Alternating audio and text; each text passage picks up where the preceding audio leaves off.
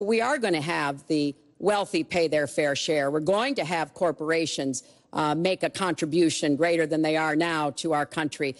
That is a plan that has been analyzed by independent experts, which said that it could produce 10 million new jobs. By contrast, Donald's plan has been analyzed to conclude it might lose 3.5 million jobs. Why? Because his whole plan is to cut taxes, to give the biggest tax breaks ever to the wealthy and to corporations, adding $20 trillion to our debt and causing the kind of dislocation that we have seen before, because it truly will be trickle-down economics on steroids. So the plan I have, I think, will actually produce greater opportunities. The plan he has will cost us jobs and possibly lead to another great recession. Secretary, thank you. Mr. Trump, why will your plan create more jobs and growth than Secretary Clinton? Well, first of all, before I start on my plan, her plan is going to raise taxes and even double your taxes. Her tax plan is a disaster.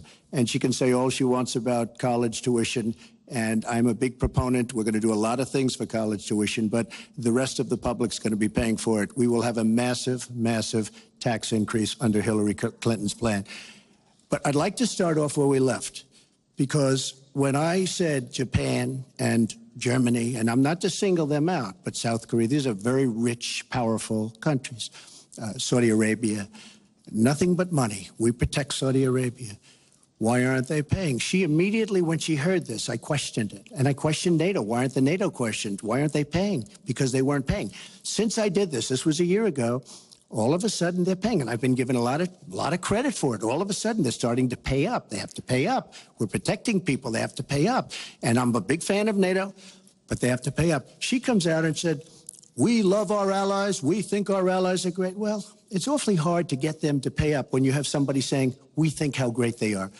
We have to tell Japan in a very nice way. We have to tell Germany, all of these countries, South Korea, we have to say, you have to help us out. We have, during his regime, during President Obama's regime, we've doubled our national debt. We're up to $20 trillion. So my plan, we're going to renegotiate trade deals. We're going to have a lot of free trade. We're going to have free trade, more free trade than we have right now. But we have horrible deals. Our jobs are being taken out by the deal that her husband signed, NAFTA, one of the worst deals ever. Our jobs are being sucked out of our economy. You look at all of the places that I just left. You go to Pennsylvania, you go to Ohio, you go to Florida, you go to any of them. You go upstate New York. Our jobs have fled to Mexico and other places. We're bringing our jobs back. I am going to renegotiate NAFTA. And if I can't make a great deal, then we're going to terminate NAFTA and we're going to create new deals. We're going to have trade. But we're going to terminate it. We're going to make a great trade deal. And if we can't, we're going to do it. We're going to go a separate way, because it has been a disaster. We are going to cut taxes massively. We're going to cut business taxes massively. They're going to start hiring people. We're going to bring the $2.5 trillion that's offshore back into the country. We are going to start the engine rolling again, because right now our country is dying at 1% GDP. Well, let me translate that if I can, Chris, because you can't. The fact is he's going to advocate for the largest tax cuts we've ever seen, 3 times more than the tax cuts under the Bush administration. I have said repeatedly throughout this campaign, I will not raise taxes on anyone making $250,000 or less. I also will not add a penny to the debt. I have costed out what I'm going to do. He will, through his massive tax cuts, add $20 trillion to the debt. Well, he mentioned the debt. We know how to get control of the debt. When my husband was president, we went from a $300 billion deficit to a $200 billion surplus, and we were actually on the path to eliminating the national debt. When President Obama came into office, he inherited the worst economic disaster since the Great Depression. He has cut the deficit by 2/3. So, yes, one of the ways you go after the debt, one of the ways you create jobs is by investing in people. So I do have investments in new jobs, investments in education, skill training, and the opportunities for people to get ahead and stay ahead. That's the kind of approach that will work. Cutting taxes on the wealthy, we've tried that.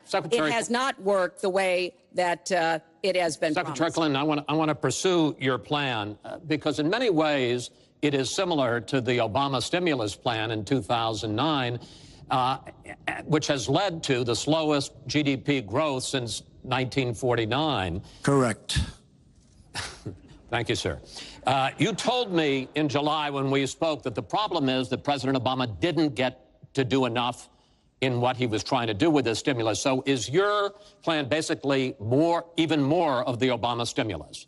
Well, it's a combination, Chris. And let me say that when you inherit the level of economic catastrophe that President Obama inherited, it was a real touch-and-go situation. I was in the Senate before I became Secretary of State. I've never seen people as physically distraught as the Bush administration team was because of what was happening to the economy. I personally believe that the steps that President Obama took saved the economy. He doesn't get the credit he deserves for taking some very hard positions. But it was a terrible recession. So now we've dug ourselves out of it. We're standing, but we're not yet running.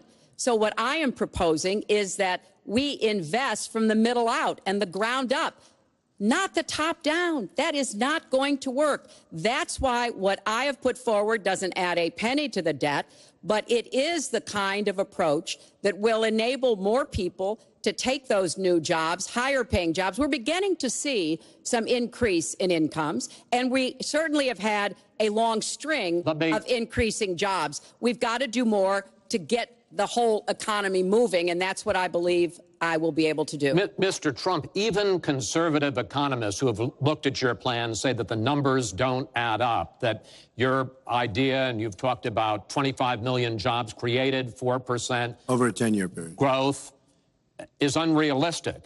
And they say, you talk a lot about growing the energy industry, they say with oil prices as low as they are right now, that's unrealistic as well. Your response? So I just left some high representatives of India.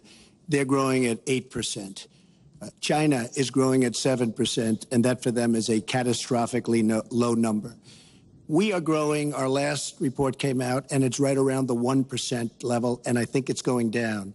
Last week, as you know, at the end of last week, they came out with an anemic jobs report, a terrible jobs report. In fact, I said, is that the last jobs report before the election? Because if it is, I should win easily. It was so bad.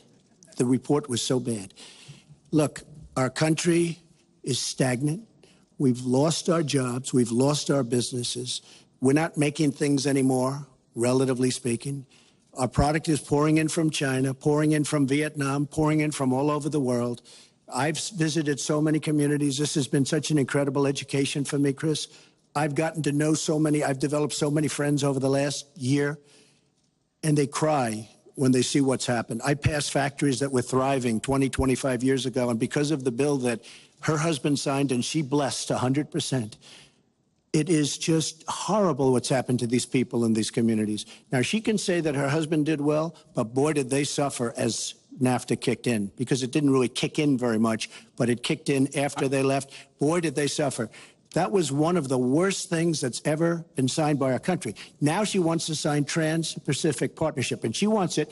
She lied when she said she didn't call it the gold standard in one of the debates. She totally lied. She did call it the gold standard, and they actually fact-checked, and they said I was right. I was so honored. I want to give you a chance to briefly speak to that, and then I want to pivot to 1/6 of the economy, which is Obamacare. But go ahead, well, briefly. First, let me say, number one, when I saw the final agreement for TPP, I said I was against it. It didn't meet my tests. I've had the same tests. Does it create jobs, raise incomes, and further our national security? I'm against it now. I'll be against it after the election. I'll be against it when I'm president.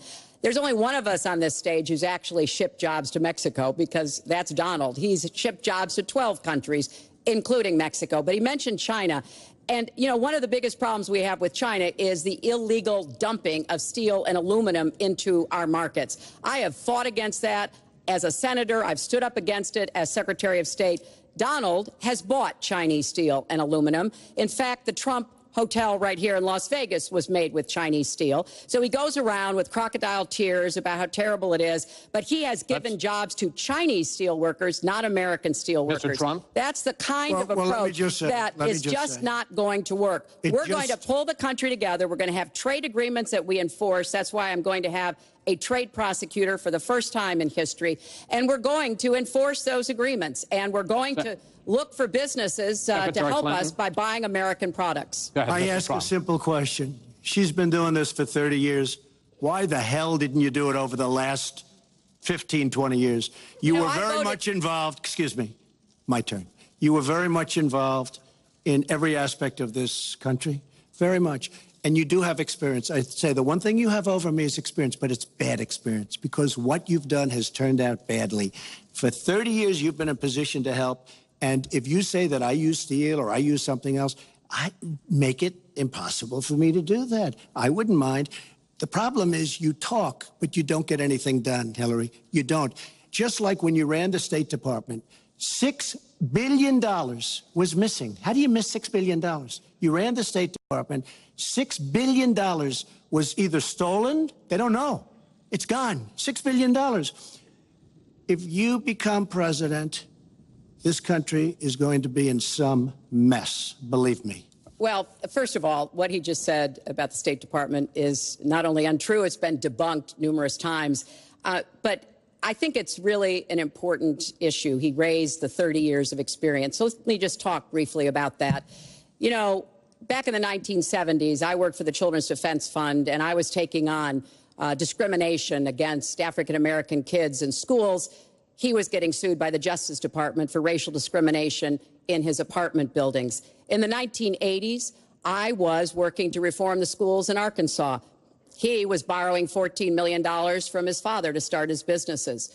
In the 1990s, I went to Beijing, and I said women's rights are human rights. He insulted a former Miss Universe, Alicia Machado, called her an eating machine. And on the day when I was in the Situation Room, monitoring the raid that brought Osama bin Laden to justice, he was hosting the Celebrity Apprentice. So I'm happy to compare my 30 years of experience, what I've done for this country, trying to help in every way I could, especially kids and families, get ahead and stay ahead, with your 30 years, and I'll let the American people make that decision. Well, I think I did a much better job. I built a massive company, a great company, some of the greatest assets anywhere in the world. Worth many, many billions of dollars. I started with a $1 million loan. I agree with that. It's a $1 million loan, but I built a phenomenal company. And if we could run our country the way I've run my company, we would have a country that you would be so proud of. You would even be proud of it.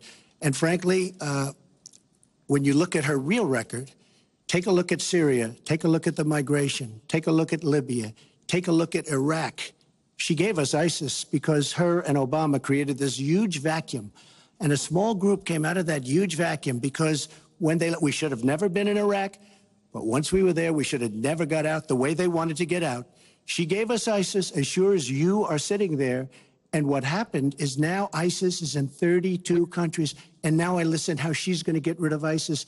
She's going to get rid of nobody. All right, we are going to get to foreign hotspots in a few moments, but the next segment is fitness to be president of the United States. Mr. Trump, at the last debate, you said your talk about grabbing women was just that, talk, and that you'd never actually done it. And since then, as we all know, 9 women have come forward and said that you either groped them or kissed them without their consent.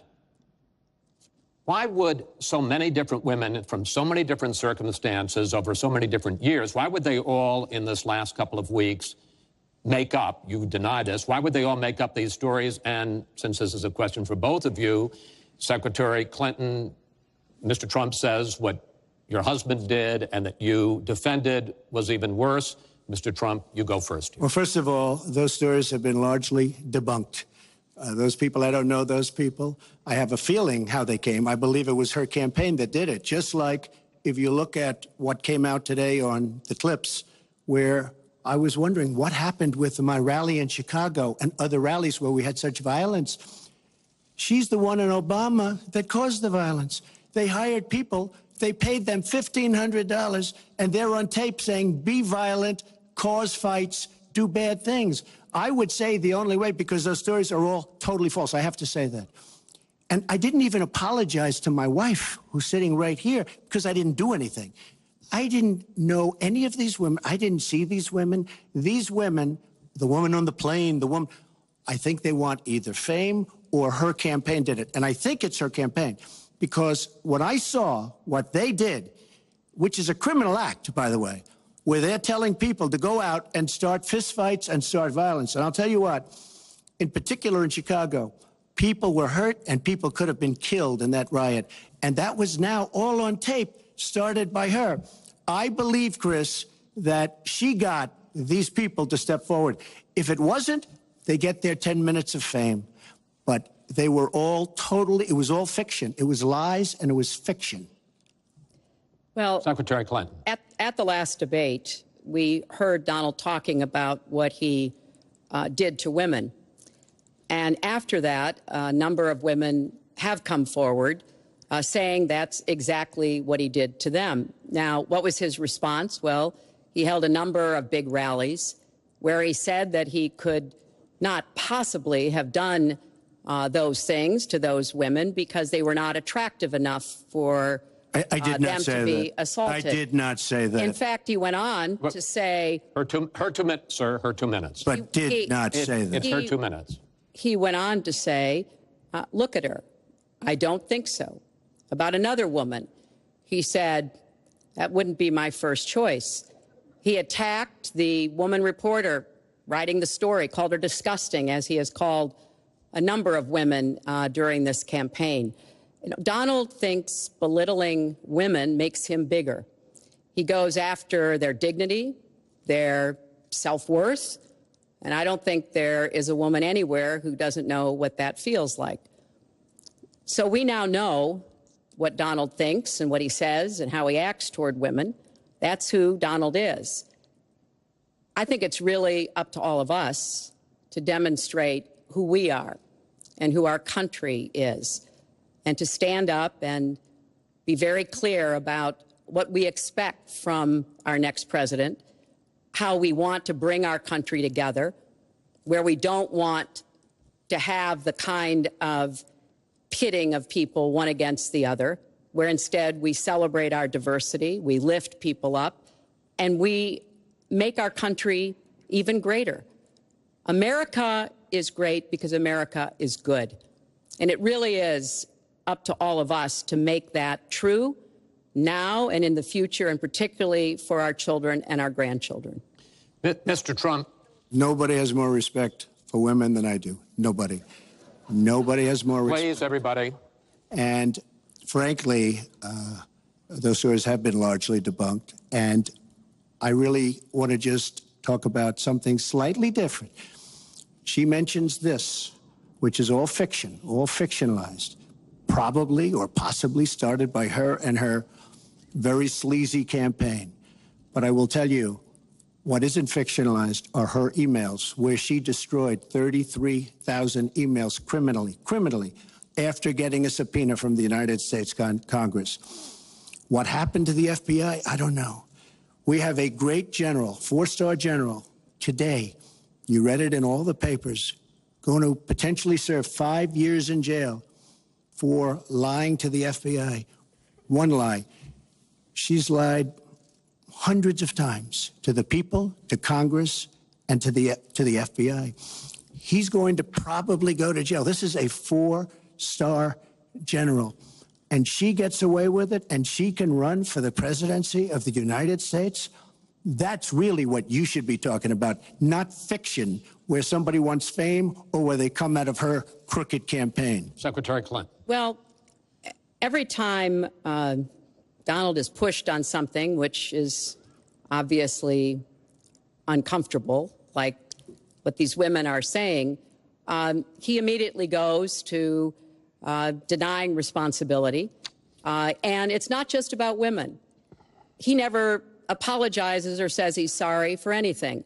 So we know what he has said and what he's done to women. But he also went after a disabled reporter, mocked and mimicked him on national television. He went after Mr. and Mrs. Khan, the parents of a young man who died serving our country, a Gold Star family because of their religion. He went after John McCain, a prisoner of war, said he prefers people who aren't captured. He went after a federal judge born in Indiana, but who Donald said couldn't be trusted to try the fraud and racketeering case against Trump University because his parents were Mexican. So it's not one thing. This is a pattern of divisiveness, of a very dark and in many ways dangerous vision of our country, where he incites violence, where he applauds people who are pushing and pulling and punching at his rallies. That is not who America is. And I hope that as we move in the last weeks of this campaign, more and more people will understand what's at stake in this election. It really does come down to what kind of country we are going to have. So sad when she talks about violence at my rallies, and she caused the violence. It's on tape. The other things are false, but honestly, I'd love to talk about getting rid of ISIS, and I'd love to talk about other things. Okay. But those other charges, as she knows, are false. In this bucket about fitness to be president, there's been a lot of developments over the last 10 days since the last debate. I'd like to ask you about them. These are questions that the American people have. Secretary Clinton, during your 2009 Senate confirmation hearing, you promised to avoid even the appearance of a conflict of interest with your dealing with the Clinton Foundation while you were Secretary of State. But emails show that donors got special access to you. Those seeking grants for Haiti relief were considered separately from non-donors, and some of those donors got government contracts, taxpayer money. Can you really say that you kept your pledge to that Senate committee? And why isn't what happened and what went on between you and the Clinton Foundation, why isn't it what Mr. Trump calls pay to play? Well, everything I did as Secretary of State was in furtherance of our country's interests and our values. The State Department has said that. I think that's been proven. But I am happy. In fact, I'm thrilled to talk about the Clinton Foundation because it is a world-renowned charity. And I am so proud of the work that it does. You know, I could talk for the rest of the debate. I know I don't have the time to do that. But just briefly, the Clinton Foundation made it possible for 11 million people around the world with HIV/AIDS to afford treatment. And that's about half of all the people in the world who are getting treatment.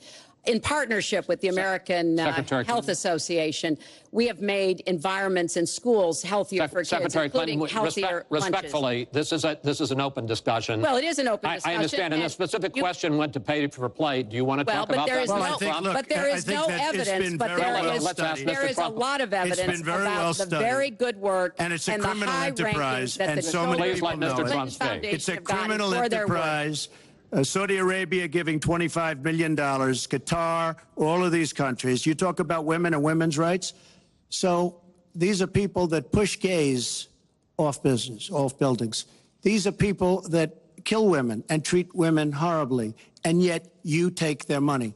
So I'd like to ask you right now, why don't you give back the money that you've taken from certain countries that treat certain groups of people so horribly? Why don't you give back the money? I think it would be a great gesture. Well, because she takes a tremendous amount of money, and you take a look at the people of Haiti.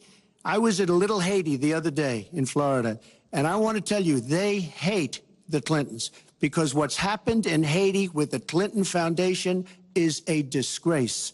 And you know it, and they know it, and everybody knows Secretary it. Clinton. Well, very quickly, we at the Clinton Foundation spend 90% of all the money that is donated on behalf of programs of people around the world and in our own country. I'm very proud of that. We have the highest rating from the watchdogs that follow foundations, and I'd be happy to compare what we do with the Trump Foundation, which took money from other people and bought a 6-foot portrait of Donald. I mean, who does that? It just was astonishing. But when it comes to Haiti, Haiti is the poorest country in our hemisphere. The earthquake and the hurricanes, it has devastated Haiti. Bill and I have been involved in trying to help Haiti for many years. The Clinton Foundation raised $30 million to help Haiti after the catastrophic earthquake and all of the terrible problems the people there had. We've done things to help small businesses, agriculture, and so much else. And we're going to keep working to help Haiti because it's an important part of the American They don't want you to help them anymore. I'd like to mention one thing. Trump Foundation, small foundation.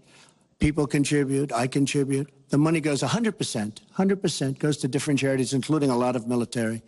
I don't get anything. I don't buy boats. I don't buy planes. What happens is the money goes out. Wasn't some of the money used to settle your lawsuit, sir? No, it was. We put up the American flag, and that's it. They put up the American flag. We fought for the right in Palm Beach to put up the American flag. There was a penalty that was imposed by Palm Beach County, and the money came from your foundation. And by the way, the money went to Fisher House, where they build houses. The money that you're talking about went to Fisher House, where they build houses for veterans and disabled. I want to get into one last... But of course, there's no way we can know whether any of that is true because he hasn't released his tax returns. He is the first candidate ever to run for president in the last 40-plus years who has not released his tax returns. So everything he says about charity or anything else, we can't prove it. You can look at our tax returns. We've got them all out there. But what is really troubling is that we learned in the last debate he has not paid a penny in federal income tax.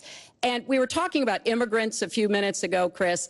You know, half of all immigrants, undocumented immigrants in our country, actually pay federal income tax. So we have undocumented immigrants in America who are paying more federal income tax than a billionaire. I find that let me just tell you very astonishing. Simply, we're entitled, because of the laws that people like her pass, to take massive amounts of depreciation and other charges, and we do it. And all of her donors, just about all of them, I know Buffett took hundreds of millions of dollars, George Soros, took hundreds of millions of dollars. Let me just explain.